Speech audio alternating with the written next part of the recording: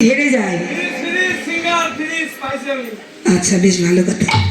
রাধারানী যদি হেরে যায়, রাধারানী কথা দিয়ে দেব, সাথে একসাথেই তো যাওয়া হতো।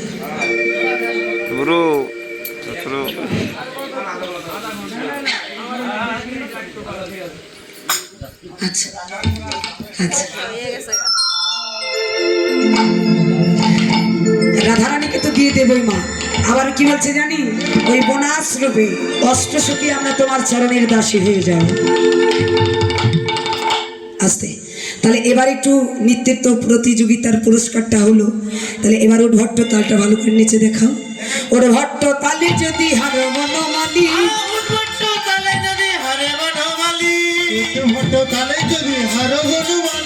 চূড়াবাসী এড়ে নিয়ে দেব করে তালি, চূড়াবাসী এড়ে নিয়ে দেব করে তালি, চূড়াবাসী এড়ে নিয়ে দেব করে তালি।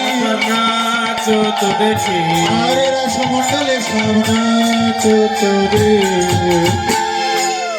কি হলো, যদি নাগর হেরে যায় তাহলে চূড়াবাসী কিন্তু কেড়ে নিল।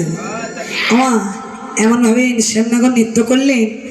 শোনো, এই জগতে গোবিন্দকে হারানোর মতো ক্ষমতা কারোর আছে? হরিবল, কি নাচবেন?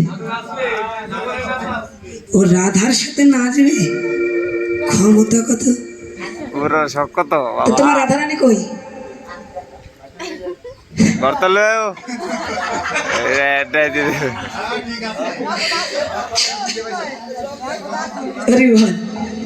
বাড়িতে রাধারানীকে রেখে সে একা একা নাচতে যায়, অন্য রাধারানীকে কেচ খেয়ে যাবে।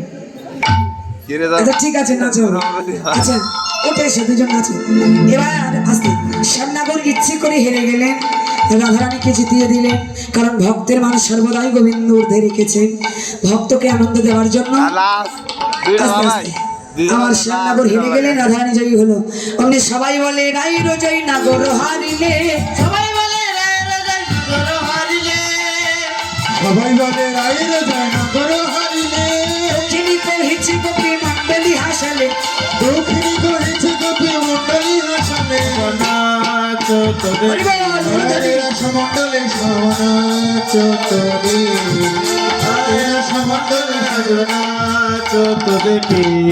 রাধারানী কি, শ্যাম সুন্দর কি, শ্যাম সুন্দর কি। যাক, আজকে অবশ্য জয়ের ধ্বনিতেও বোঝা গেল